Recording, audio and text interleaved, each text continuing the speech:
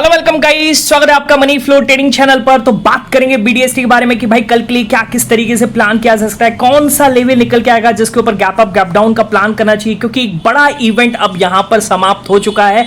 Maharashtra election और market ने बहुत ही बड़ा यहां पर गैप अप भी दिखाया और अपनी बीटीएसटी क्या कितनी जबरदस्त तरीके से, मैंने लास्ट अगर आपने मेरा फ्राइडे का देखा था, नहीं देखा तो एक बार देखिएगा जाकर के। मैंने बोला था कि आपको करना यह है कि 23,800 के ऊपर अगर मार्केट क्लोजिंग दे रहा है तो आपको सोचना भी नहीं गैप डाउन का, आप गैप अप ही लेकर के जाएंगे।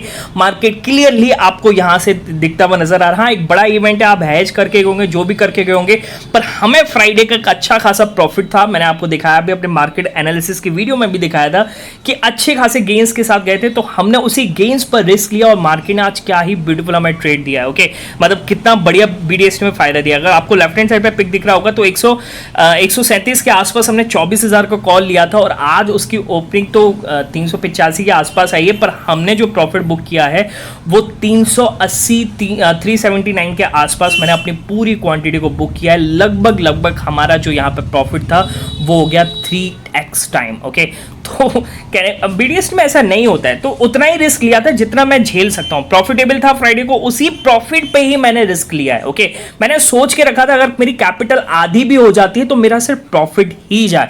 ओके, वहां से मुझे लॉस नहीं होना चाहिए, थोड़ा बहुत लॉस हो जाएगा उससे कोई फर्क नहीं पड़ता, मार्केट में लॉसेस होते हैं, फिर डे में कमा लिया जाएगा। ओके, पर मार्केट ने क्या सरप्राइज किया, अब तो ये देखिए कि महाराष्ट्र इलेक्शंस के रिजल्ट्स ने सरप्राइज किया पूरे मार्केट को और क्या जबरदस्त ओपनिंग आज देखने को मिली।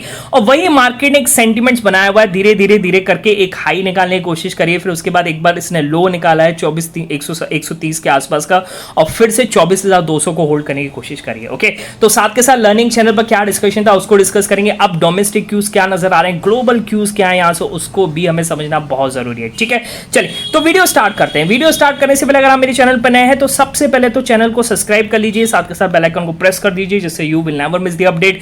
जो भी वीडियो मैं अपलोड करूंगा आप तुरंत जाकर के देख सकते हैं, अपनी स्ट्रेटजी बना सकते हैं। एक चीज याद रखिएगा, अगर आप मेरे व्यू पे प्लान करें तो आपको पता होना चाहिए कि I am not SEBI registered, तो प्लान करने से पहले अपने फाइनेंशियल एडवाइजर से एडवाइस जरूर कर लीजिएगा। बाकी अगर आप देख रहे हैं, सीख रहे हैं, समझ रहे हैं तो बहुत ही इंपॉर्टेंट वीडियोस आपको मिलते रहेंगे, तो प्लीज अपना प्यार बनाए रखिए। चलिए स्टार्ट करते हैं। सबसे पहले राइट हैंड साइड पे पहला पिक देखिएगा क्या किस तरीके से हमने प्लान किया। देखिए मैंने बोला 24,310 315 के ऊपर अपसाइड मूव पॉसिबल है। ठीक है, अब ये मैंने बोला है 10:25 यानी इस कैंडल पर बोला है, मार्केट यहां पर गया, होल्ड करने की कोशिश करी 300 के ऊपर, फिर एक इसने यहां से स्पाइक दिया 340 350 तक का। ठीक है, फिर देखिए जब मार्केट इतना बड़ा गैप अप था तो हमारी क्वांटिटी ही कम थी, क्योंकि देखिए इतना अच्छा प्रॉफिट हुआ है, प्रॉफिट पे थोड़ा बहुत रिस्क लेंगे और मैं तो सीरियसली करना भी नहीं चाहता था, क्योंकि इतना अच्छा खासा गेन हुआ है, 3 टाइम्स कैपिटल हुआ है, तो बहुत ही कम क्वांटिटी से अब मेरी ड्यूटी है समझाना लिखाना कि किस तरीके से मार्केट को देखा जाता है, क्या सेंटीमेंट्स होते हैं। वो सेंटीमेंट्स तो मैं आपको दिखा नहीं सकता, वो पार्ट ऑफ लर्निंग है।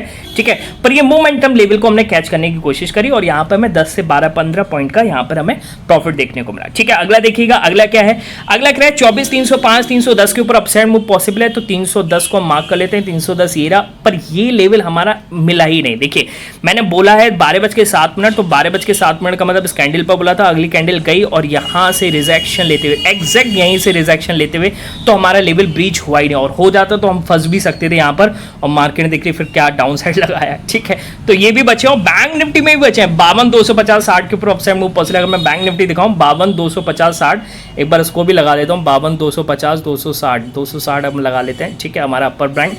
ओके, और देखिए 260, ठीक है ये लगाया हमने। ओके, और देखिए मार्केट एग्जैक्ट यहां से पलट गया। ठीक है, बैंक निफ्टी एग्जैक्ट यहां से पलट गया। ओके, तो दोनों में ब्रीच नहीं हुआ, यानी कहने का मतलब है क्या सेंटीमेंट लेवल है, क्या मोमेंटम लेवल है जहां से मार्केट रिजेक्शन ले रहा है, क्योंकि इसके ऊपर क्लोज होते हुए सेंटीमेंट चेंज भी हो सकता था। ठीक है, अगला देखिएगा, अगला क्या कर रहा है, तो डेटा में निफ्टी अभी भी बुलिश है। जब निफ्टी लगातार गिर रहा था, आपको पता है दोनों ही गिरे थे, लगातार गिर रहा था, पर डेटा में मुझे अभी बुलिशनेस दिख रहा था, तो मैंने बोला निफ्टी में 24,170-75 के ऊपर अपसाइड मूव पॉसिबल है, और यहां पर हमने प्लान किया और एक हमें अपसाइड मूव यहां से देखने को मिला।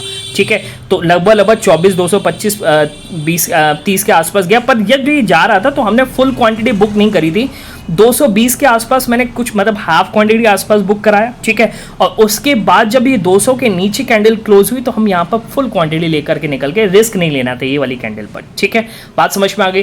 तो सीधा सीधा सेंटिमेंट्स पे प्लान किया, कुछ ज़्यादा ट्रेड नहीं रखे क्योंकि मार्केट बहुत बड़ी गैप अप के साथ ओपन हुआ था। तो ये भी सीखना है, समझना है कि किस तरीके से सेंटिमेंट्स मोमेंटम लेवल निकालते हैं। तो आप मेरा टेलीग्राम चैनल ज्वाइन कर सकते हैं और ज्वाइन करने का तरीका एक ही है, डिस्क्रिप्शन में जाना और डिस्क्रिप्शन से जाकर के ही ज्वाइन करना, अदर से सर्च मत कीजिएगा क्योंकि बहुत सारे फेक चैनल्स अवेलेबल हैं। क्लियर, बात समझ में आ गई? जिसको करना है कर सकता है, नहीं करना अपना करे, ठीक है, कोई दिक्कत नहीं है। ओके चलिए अब आते हैं किस तरीके से यहां पर ग्लोबल क्यूज इंचअप हो रहे हैं। ओके तो एक बार मैं आपको फ्राइडे का यूएस मार्केट दिखाता हूं। यूएस मार्केट में भी फ्राइडे को एक जबरदस्त तेजी बनी है। ओके डाउ जोन्स की अगर बात करेंगे, यहां से मेजर इंडेक्सेस निकाल लेते हैं, ये रहा। ओके डाउ जोन्स देखिएगा कितना बढ़िया तरीके से डाउ जोन्स क्लोजिंग हुआ था, लगभग 400 पॉइंट के गेन्स के साथ डाउ जोन्स ने क्लोजिंग करी है। देखिए 426, S&P नेस्डेक। ओके तो एक अच्छी खासी तेजी देखने को मिली है। ओके और ये एक यहाँ से एक और क्या कहते हैं, यहाँ पर एक और कमेंट नजर आ रहा है फेड की तरफ से। फेड के प्रेसिडेंट है विलियम्स, तो वो क्या कह रहे हैं, Fed Williams sees inflation cooling off. देख रहे हैं कि इन्फ्लेशन कूल ऑफ हो रहा है। तो कहा उन्होंने क्या कि इंटरेस्ट रेट फॉलिंग फर्दर, हो सकता है कि इंटरेस्ट रेट आगे जाकर के भी कम हो। ठीक है तो जो एक चांसेस बन रहा था, जो एक पॉसिबिलिटी कम हो गई थी कि इंटरेस्ट रेट दिसंबर में नहीं आएगा, पर यहाँ से चांसेस हाई बन गए। वही एक पॉजिटिविटी आज अगर आप यूएस फ्यूचर्स में देखें तो देखने को मिल रही है, काफ़ी अच्छी खासी एक पॉजिटिविटी। डाउ फ्यूचर्स, S&P और नेस्डेक तो देखिए 101% के आसपास, यानी लगभग आधे % के गेन के आसपास, आधे से पौने % के गेन के आसपास यहाँ पर यूएस मार्केट की शुरुआत हो सकती है। यानी global sentiment is positive. Okay तो जब ग्लोबल सेंटीमेंट पॉजिटिव है और इतना अच्छा अगर महाराष्ट्र का रिजल्ट आ रहा है, ठीक है ना, आपको पता है महायुति और MVA महाविकास अघाड़ी। ओके महाविकास अघाड़ी को कितनी सीट्स मिली, तो लगभग 20, 16, 10, 40 सीट्स मिली हैं। ओके और अगर आप देखेंगे यहाँ पर MY यानी महायुति को कितनी सीट्स मिली हैं, तो महायुति को यहाँ पर 132, 57, 41 हो गया, लगभग 130, सॉरी 230, तो एक मतलब बहुमत को भी क्रॉस कर गया। और अकेले बीजेपी ने 132 सीटें, 150 में से 132 सीटें जीती। तो एक मतलब ये दिख रहा है कि बीजेपी की लहर मार्केट में पूरी तरीके से बनी हुई है। ओके और वही एक सेंटिमेंट बना कहां पर, निफ्टी बैंक्स में भी। निफ्टी बैंक्स दिखा रहा हूं मैं। ओके पर कहने का मतलब है PSUs है ना, निफ्टी बैंक्स नहीं, निफ्टी PSUs। ये तो बैंक का आपको चार्ट दिख रहा है, गलती से लोड हो गया। ठीक है चलिए आप जाकर के देखिएगा, PSUs में आज जबरदस्त तेजी है। PSUs ने काफी ज्यादा आज मार्केट को लीड किया है। ठीक है और यहाँ पर आज महाराष्ट्र रिलेटेड स्टॉक्स भी काफी ज्यादा तेजी में, डिफेंस सेक्टर भी काफी ज्यादा तेजी में। ठीक चलिए अब आप किस तरीके से प्लान करेंगे, देखिए यूएस से आपको हैंडओवर अच्छा मिल रहा है, तो आप प्लान करेंगे यहाँ से। अगर निफ्टी की क्लोजिंग 24,200 के ऊपर आती है तो मेरे हिसाब से you will go for gap up, आप गैप अप के साथ जाएंगे। ठीक है ओके अगर निफ्टी की क्लोजिंग 24,140, 120 के नीचे आ जाती है तो आप यहाँ से गैप डाउन के साथ भी जा सकते हैं। मेरे हिसाब से गैप डाउन अगर जाएं तो कम क्वांटिटी के साथ जाइएगा, क्योंकि 2-3 दिन की रैली मुझे और दिखता है कि यहाँ से निफ्टी में बनती हुई नजर आ रही है ना, महाराष्ट्र इलेक्शन को देखते हुए। ठीक है बात समझ में आ रही है। ओके क्योंकि यूएस से हैंडओवर पॉजिटिव है तो एक चांसेस गैप अप के ज्यादा बनते हैं। क्लियर है और मार्केट अपने डोमेस्टिक न्यूज भी अच्छी है इस वजह से। ओके तो 200 के ऊपर हो गैप अप के साथ जाएंगे, पर जो भी आप करेंगे अपने फाइनेंशियल एडवाइजर से एडवाइस करके करेंगे। ओके ऐसे कुछ भी नहीं लेंगे। ठीक है और जो भी क्वांटिटी ले जाए कम क्वांटिटी के साथ जाए, क्योंकि BTST इज ऑलवेज भी रिस्की। ओके चलिए बाकी मिलेंगे नेक्स्ट वीडियो में, तब तक के लिए बाय बाय, टेक केयर।